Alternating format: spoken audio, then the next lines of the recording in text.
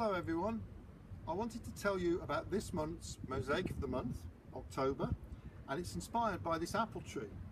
We've only got one tree, but it has a fantastic crop and keeps us in apples all year. We make an apple cheese, which is like a thick jelly, which I have on my porridge every morning. That's oatmeal to Americans.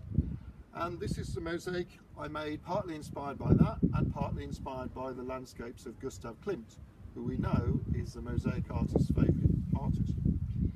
I particularly like the way that Klimt has this low horizon, low perspective, which gives a sort of worm's eye view, if you will. I find that very interesting, so I've kept that here. The tree is pretty much made up entirely of my own fusions, with a few bits of smalty infill. The background is Mexican smalty, and the row of trees are just single fusions. So that's it.